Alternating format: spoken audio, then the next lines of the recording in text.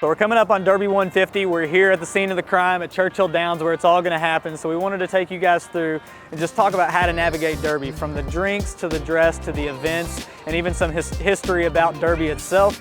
So if you guys are anything like me, I've lived here my entire life and I know next to nothing about the Derby other than where it is and what it is. So I kind of did some research and found what I thought are some pretty cool things about the Derby.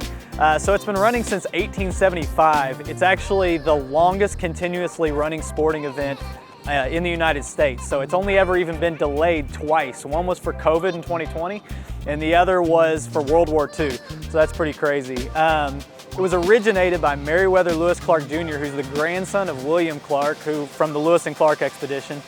So he actually started the Louisville Jockey Club and started Churchill Downs from land donated by his uncles, which is where their last name was Churchill, so that's where Churchill Downs comes from. The fastest time ever run in Derby was by Secretariat in 1973, and he's only one of 2 horses that have ever broken 2 minutes in this race. So there's some interesting things. Take that with you, Will. Hopefully you guys find that as interesting as I did.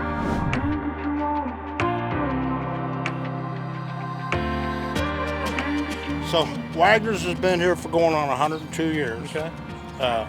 Started in 1922. Lee Wagner's grandfather started it. And so one of the interesting things that I always like is the history, of course, but a scene from the movie Secretariat was filmed.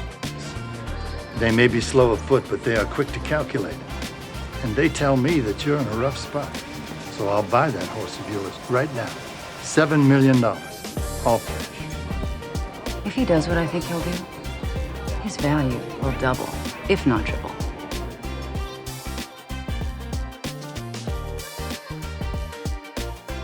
And then there's, I could sit here all day and tell you about the history. Yeah. But you really need to go inside when the restaurant's open and see it.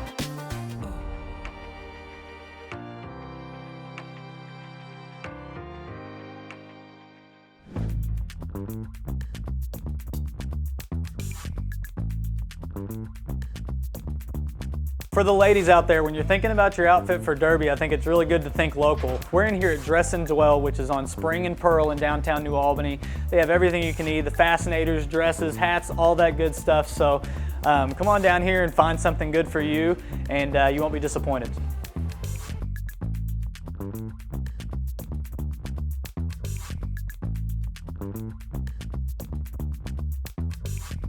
For a really important part of Derby here is the drinks. So we're here with Riley at Harry's Tap House in Jeffersonville to talk about how to make a mint julep. So start off here, tell us what ingredients do we have? So I've got simple syrup, mint, and Woodford, which is the chosen bourbon for the drink. So I did a ½ ounce of simple syrup. We'll do 2 ounces of Woodford with some mint in there and mix it all together with some ice. Awesome. So here's my 2 ounces of Woodford. ½ ounce simple syrup, 2 ounces of Woodford, all in the cup. Put that back in. We'll grab some mint in there. And we'll break it up so that way the aroma gets in it and the mint taste without being too much. Is there a trick to making a good mint julep? Sometimes if you muddle the mint, it can be a little too bitter, but we're gonna mix it in there after we broke it up, so that way kind of the aroma and the flavor can get in there without being too overpowering. Gotcha. Yeah, okay. And then we'll just throw the rest of that mint on top, or the ice on top. And then you can break up the smell, so that way it smells nice on there by busting it on the glass, and put my mint in. Make it look pretty.